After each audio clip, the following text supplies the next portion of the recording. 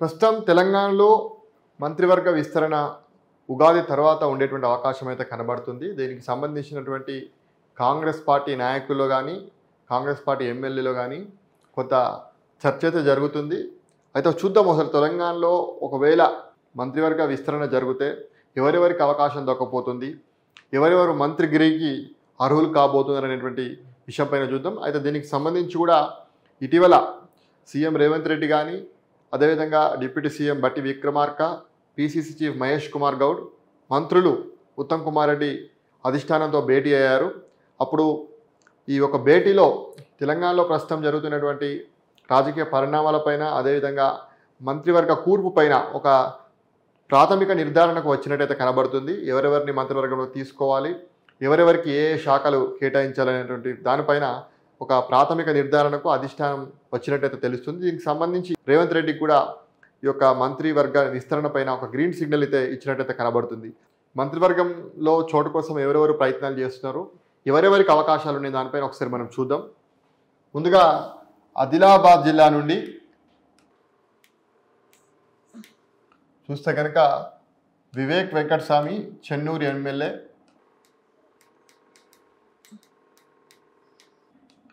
అదేవిధంగా మంచిర్యాల ఎమ్మెల్యే ప్రేమ్ సాగర్ రావు, అదేవిధంగా నిజామాబాద్ జిల్లా గురించి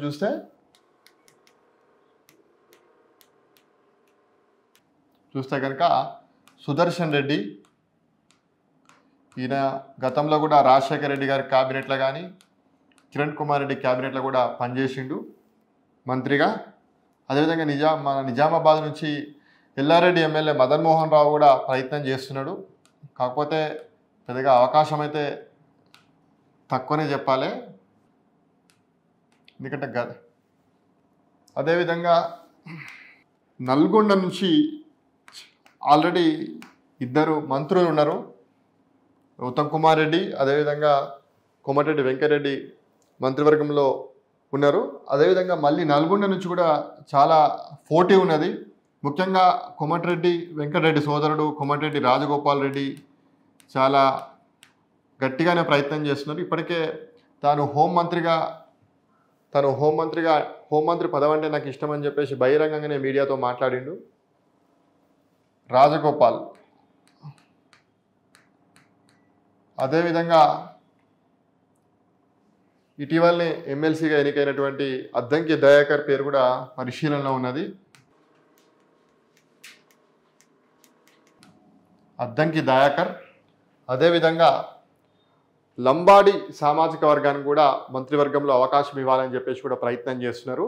దీనికి సంబంధించి బాలు నాయక్ దేవరకొండ ఎమ్మెల్యే, ఈయన కూడా విశ్వ ప్రయత్నాలు చేస్తున్నాడు. ఈ యొక్క నల్గొండ జిల్లా నుంచి ప్రధానంగా ముగ్గురు మంత్రివర్గంలో చోటు కోసం ప్రయత్నం చేస్తున్నాడు. అదేవిధంగా రంగారెడ్డి జిల్లాకు మంత్రివర్గంలో ప్రాతినిధ్యం లేదు కాబట్టి ఇక్కడి నుంచి గెలిచినటువంటి ఎమ్మెల్యే మల్రెడ్డి రంగారెడ్డి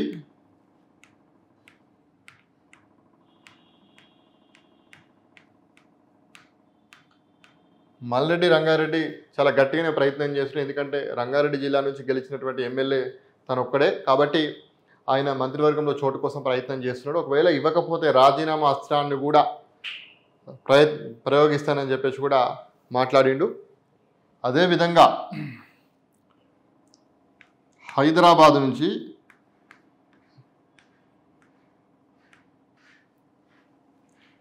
దానం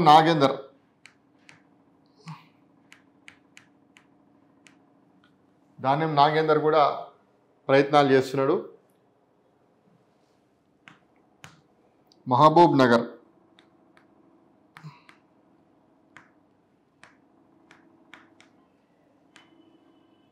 నగర్ నుంచి వాకిటి శ్రీహరి పేరు పరిశీలనలో ఉన్నది. ఎందుకంటే తెలంగాణలో బీసీలలో అతిపెద్ద సామాజిక వర్గమైనటువంటి ముదిరాజు సామాజిక వర్గం నుంచి గెలిచినటువంటి ఏకైక కాంగ్రెస్ పార్టీ ఎమ్మెల్యే వాకిటి శ్రీహరి. అయితే ముఖ్యమంత్రి రేవంత్ రెడ్డి గారు గత పార్లమెంట్ ఎన్నికల సమయంలో ముదిరాజులకు తన మంత్రివర్గంలో అవకాశం కల్పిస్తానని చెప్పి హామీ ఇవ్వడం జరిగింది. ఆ హామీ నేపథ్యంలో వాకిటి శ్రీహరి ఒక్కడే ముదిరాజు సామాజిక వర్గం నుంచి గెలిచినటువంటి ఎమ్మెల్యే కాబట్టి తనకు అవకాశం ఉంటుంది అని చెప్పేసి కూడా అనుకుంటున్నారు. ఇంకా చెప్పాలంటే కరీంనగర్ నుంచి ప్రస్తుతం ప్రభుత్వ విప్గా ఉన్నటువంటి ఆది శ్రీనివాసు పేరు కూడా పరిశీలనలో ఉన్నది. అదేవిధంగా ఇటీవల ఎమ్మెల్సీగా ఎన్నికైనటువంటి విజయశాంతి కూడా మంత్రి పదవి కోసం ప్రయత్నం చేస్తుంది. తను ఇటీవల కాలంలో ఎమ్మెల్సీగా ఎన్నికైంది. అదేవిధంగా ప్రజల తెలంగాణ ఉద్యమంలో కీలకంగా వ్యవహరించినటువంటి కోదండరాం పేరు కూడా పరిశీలనలో ఉన్నది. ఈ రకంగా చూసుకుంటే దాదాపు అదేవిధంగా హైదరాబాద్ నుంచి ఇటీవల ఎమ్మెల్సీగా ఎన్నికైన కోదండరాంతో పాటు ఎమ్మెల్సీగా ఎన్నికైనటువంటి అమీర్ అలీ ఖాన్ మైనారిటీలకు అవకాశం కనుక ఇస్తే తన పేరు పరిశీలించాలని చెప్పేసి అతను కూడా ప్రయత్నం చేస్తున్నాడు. దాదాపు ప్రస్తుతానికి వీరంతా కూడా మంత్రివర్గంలో చోటు కోసం ప్రయత్నం చేస్తున్నారు. అయితే ముఖ్యంగా చూసుకుంటే ఆదిలాబాద్లో కనుక నుంచి చూస్తే కనుక ఒకరికి అవకాశం ఉంటుంది ఆదిలాబాద్ జిల్లా నుంచి. అయితే వివేక్ వెంకటస్వామి గతంలో భారతీయ జనతా పార్టీ నుంచి తిరిగి కాంగ్రెస్ పార్టీలో చేరినటువంటి సమయంలోనే ఆయనకు మంత్రి పదవి హామీ తోటే కాంగ్రెస్ పార్టీలో చేరడం జరిగింది. కాబట్టి అప్పుడు ఇచ్చినటువంటి హామీ మేరకు తనకు మంత్రి పదవి లభిస్తుంది అని చెప్పేసి ఆయన ఆశిస్తున్నాడు. అయితే ప్రేమ్ సాగర్ రావు విషయానికి వస్తే కనుక ప్రేమ్ సాగర్ రావు ముందు నుంచి కూడా ఎన్నో ఏళ్ళుగా కాంగ్రెస్ పార్టీలో ఉన్నాడు. ఆదిలాబాద్ జిల్లాలో కాంగ్రెస్ పార్టీ వల్ల బతుకున్నదంటే ఒక రకంగా చెప్పాలంటే ప్రేమ్ సాగర్ రావు చాలా డబ్బులు కూడా ఖర్చు పెట్టుకున్నాడు. వివేక్ వెంకటస్వామితో పోల్చితే కనుక ప్రేమ్ సాగర్ రావు చాలా పార్టీ కోసం కష్టపడ్డాడు. వివేక్ వెంకటస్వామి 4 పార్టీలు మారిండు, కానీ ప్రేమ్ సాగర్ రావు అదే కాంగ్రెస్ పార్టీ కష్టాల్లో ఉన్నటువంటి సందర్భంలో కూడా కాంగ్రెస్ పార్టీని పట్టుకొని ఇవాళ ఆదిలాబాద్ జిల్లాలో కాంగ్రెస్ పార్టీ నిలబడింది అంటే కనుక వారు ఒక కారణం అని చెప్పచ్చు. వారికి కూడా అవకాశం అయితే ఉంది. ఇక నిజామాబాద్ జిల్లా విషయానికి వస్తే కనుక సుదర్శన్ రెడ్డి పేరు దాదాపు ఖరారనేట్టే మనం చెప్పవచ్చు. ఎందుకంటే ప్రధానంగా నిజామాబాద్ జిల్లాకు మంత్రివర్గంలో ప్రాతినిధ్యం లేదు. చాలామంది నేతలు నిజామాబాద్ జిల్లా నుంచి గెలిచినప్పటికి కూడా అందరికంటే సీనియర్ నేత అయినటువంటి సుదర్శన్ రెడ్డి పేరు దాదాపు ఖరారైనట్టు మనకు తెలుస్తుంది. మదన్ మోహన్ రావు విషయానికి వస్తే మదన్ మోహన్ రావు వెలుమ సామాజిక వర్గానికి చెందిన నాయకుడు కావడం వల్ల ఆల్రెడీ ఈ వెలుమ సామాజిక వర్గం నుంచి ఇవ్వాల్సి వస్తే ప్రేమ్ సాగర్ రావుకు ఇచ్చే అవకాశం ఉంటుంది కాబట్టి ఇతనికి అవకాశం అయితే పెద్దగా కనబడట్లేదు. అయితే నల్గొండ విషయానికి వస్తే కనుక చాలా ఒక డిఫరెంట్ పరిస్థితులు ఉన్నాయి. ఎందుకంటే నల్గొండ జిల్లా నుంచి ఆల్రెడీ 2 మంత్రులు రెడ్డి సామాజిక వర్గానికి చెందినటువంటి మంత్రులే ఉన్నారు. అయితే అక్కడ చూసుకుంటే కనుక మళ్ళీ కోమటిరెడ్డి వెంకరెడ్డి ఆల్రెడీ మంత్రిగా ఉన్నారు. వారి కుటుంబం నుంచే కోమటిరెడ్డి రాజగోపాల్ రెడ్డి కూడా మంత్రి పదవి కోసం ప్రయత్నం చేస్తున్నాడు. తనకు మంత్రి పదవి వస్తుందని చెప్పేసి కూడా అనుకుంటున్నాడు. ఇంకా ఒక అడుగు ముందుకేసి తనకు హోంమంత్రి పదవి వస్తుందని చెప్పేసి కూడా ఆయన చెప్తున్నాడు. అయితే అది ఎంతవరకు సాధ్యమవుతుంది, ఎంతవరకు తనకు మంత్రి పదవి వస్తుంది అనేది మనకు ఉగాది తర్వాత తేలుతుంది. అదేవిధంగా అద్దంకి దయాకర్, నిజంగా చెప్పాలంటే అద్దంకి దయాకరు తెలంగాణ ఉద్యమంతో పాటు కాంగ్రెస్ పార్టీని ఇవాళ కష్టకాలంలో ఉన్నప్పుడు కూడా పార్టీని పట్టుకొని నిలబడ్డటువంటి నాయకుడు. గత అసెంబ్లీ ఎన్నికల్లో కూడా తన సీటును కూడా త్యాగం చేసినటువంటి నాయకుడు అద్దంకి దయాకరు. సో చాలా దాదాపు ప్రభుత్వం వచ్చిన 15 నెలలకు తనను గుర్తించి ఎమ్మెల్సీగా ఆయనను చట్టసభల్లోకి మొట్టమొదటిసారి పంపడం జరిగింది. సో అట్లాంటి నాయకుడికి కూడా మంత్రి పదవి ఇవ్వాల్సినటువంటి అవసరం కూడా ఉంది. అయితే ఇక నుంచి ఇంకొక పరిణామం ఏంటంటే బాలు నాయక్ లంబాడా సామాజిక వర్గానికి చెందినటువంటి దేవరకొండ ఎమ్మెల్యే అయినా అయితే మంత్రివర్గంలో లంబాడీలకు అవకాశం కల్పించాలని, ఒకవేళ అవకాశం కల్పిస్తే కనుక బాలు నాయక్ పేరును పరిశీలించాలని చెప్పేసి కూడా లంబాడీలు కూడా కాంగ్రెస్ పార్టీ కూడా కోరడం జరిగింది. ఒకవేళ అన్ని ఈక్వేషన్స్ లంబాడీలకు కలిసి వస్తే, లంబాడీలకు కనుక మంత్రి పదవి కనుక ఇవ్వాల్సి వస్తే బాలు నాయక్ను మంత్రివర్గంలోకి తీసుకునే అవకాశం ఉంది. అయితే రంగారెడ్డి జిల్లా విషయానికి వస్తే కనుక మల్రెడ్డి రంగారెడ్డి ఒక్కడే కాంగ్రెస్ పార్టీ నుంచి గెలిచినటువంటి ఎమ్మెల్యే కాబట్టి మొదటిసారి గెలిచిన ఎమ్మెల్యే కావడము. అదేవిధంగా చాలామంది రెడ్లు ఆల్రెడీ 12 మంది మంత్రులు ఉంటే అందులో దాదాపు రేవంత్ రెడ్డి ఒక రెడ్డే, ఉత్తమ్ కుమార్ రెడ్డి రెడ్డే, పొంగులేటి శ్రీనివాసరెడ్డి రెడ్డే, కొమరెడ్డి వెంకరెడ్డి రెడ్డే, దాదాపు 4 రెడ్డికి సామాజిక వర్గానికి చెందినటువంటి మంత్రులు ఆల్రెడీ ఉన్నారు. పైగా మళ్ళీ సుదర్శన్ రెడ్డి లాంటి వాళ్ళను మళ్ళీ మంత్రివర్గంలోకి తీసుకునేటువంటి అవకాశం ఉంది. కాబట్టి ఈ మల్లెడ్డి రంగారెడ్డికి మంత్రి పదవి వచ్చే అవకాశం అయితే పెద్దగా కనబడట్లేదు. కాకపోతే ఇంకేదైనా ప్రభుత్వ చీఫ్ విప్ కానీ ప్రభుత్వ విప్ కానీ ఇచ్చేటువంటి అవకాశం ఉంటుంది. హైదరాబాద్ నుంచి చూసుకుంటే కనుక దానం నాగేందర్ పేరు కూడా ఉన్నటువంటి ప్రముఖంగా వినపడుతుంది. ఎందుకంటే దానం నాగేందర్ చాలా గతంలో కాంగ్రెస్ పార్టీ అధికారంలో ఉన్నటువంటి సమయంలో కూడా మంత్రిగా పనిచేసిండు. అయితే మున్నూరు కాపు సామాజిక వర్గానికి కూడా మంత్రివర్గంలో ప్రాతినిధ్యం కల్పించేందుకు దానం నాగేందర్ పేరు పరిశీలనలో ఉన్నట్టు మనకు కనబడుతుంది. ఇంకొకటి అమీర్ అలీ ఖాన్ ఎమ్మెల్సీగా ఉన్నారు. ప్రస్తుతం కాంగ్రెస్ పార్టీలో ఓ ఏకైక మైనారిటీ ఎమ్మెల్సీ ఎవరు ఉన్నారంటే అమీర్ అలీ ఖాన్.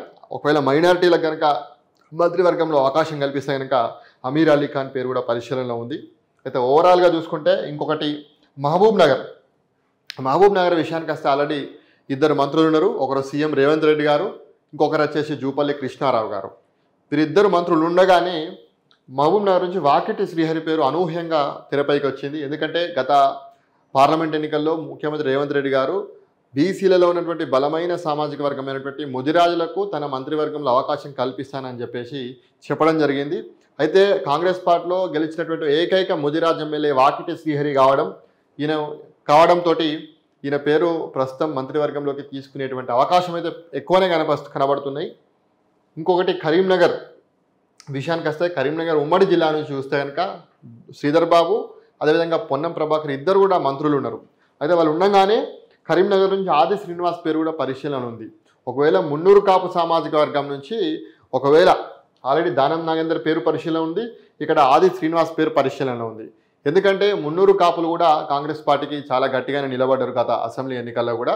సో ఒకవేళ మున్నూరు కాపులను హక్కున చేర్చుకునేటువంటి ప్రయత్నంలో ఒకవేళ మున్నూరు కాపులకు మంత్రి పదవి ఇవ్వాలని కనుక భావిస్తే అయితే దానం నాగేందర్ కానీ లేకపోతే ఆది శ్రీనివాస్ కానీ ఇద్దరిలో ఒకరికి మంత్రి పదవి ఇచ్చేటువంటి అవకాశం అయితే కనబడుతుంది. ఇంకా విజయశాంతి కోదండరాం వీరిద్దరు కూడా తెలంగాణ ఉద్యమంలో కీలకంగా వివరించిన వాళ్ళే. తెలంగాణ ఉద్యమంలో విజయశాంతి పార్లమెంట్లో తెలంగాణ బిల్లు ప్రవేశపెట్టినటువంటి సమయంలో కూడా ఆమె పార్లమెంట్లో ఉంది. అదేవిధంగా కోదండరాం జేఏసీ ఏర్పాటు చేసి తెలంగాణ ఉద్యమంలో అత్యంత కీలకంగా వివరించిన వ్యక్తి. సో వీరికి ఒకవేళ తెలంగాణ ఉద్యమకారులకు మేము అవకాశం ఇచ్చినామని చెప్పుకోనికి వీరిద్దరు కూడా మంత్రి పదవి ఇచ్చేటువంటి అవకాశం అయితే కనబడుతుంది. ఓవరాల్గా చూస్తే కనుక ఆదిలాబాద్ జిల్లా నుంచి ఈ ఇద్దరిట్లలో ఒకరికి కన్ఫర్మ్, నిజామాబాద్ జిల్లా నుంచి ఒకరికి కన్ఫర్మ్ అంటే 2 మంత్రి పదవులు. అదేవిధంగా నల్గొండ జిల్లా నుంచి ముగ్గురిట్లలో ఒకరికి కన్ఫర్మ్ అంటే 3 మంత్రి పదవులు. రంగారెడ్డి జిల్లాకు ఇది చెప్పలేము. అదేవిధంగా హైదరాబాద్ నుంచి ఇది కూడా కొంత పార్టీ నిర్ణయం తీసుకుంటుంది. మహబూబ్ నగర్ జిల్లా నుంచి ఒకవేళ వాకిటి శ్రీహరి పేరైతే కొంత పరిశీలన ఎక్కువనే అవకాశాలు ఉన్నట్టు కనబడుతున్నది.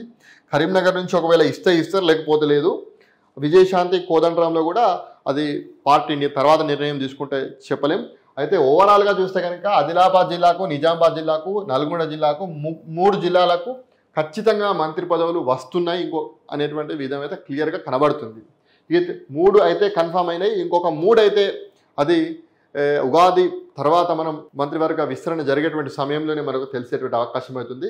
అయితే ఆదిలాబాద్, నిజామాబాద్, నల్గొండ ఈ 3 జిల్లాలకు సంబంధించి అయితే మనకు క్లారిటీగా మంత్రి పదవులు దక్కుతున్నాయైతే మనకు కనబడుతుంది. అయితే ఒకవేళ ఇందులో మంత్రి పదవులు దక్కని వాళ్లకు డిప్యూటీ స్పీకర్ కానీ చీఫ్ విప్ పదవులను ఇచ్చేటువంటి అవకాశం కూడా ఉంటుంది. అందులో ఎవరెవరికి దక్కుతాయనేటువంటి విషయం అయితే మనం ఉగాది తర్వాత తెలిసేటువంటి అవకాశం అయితే కనబడుతుంది.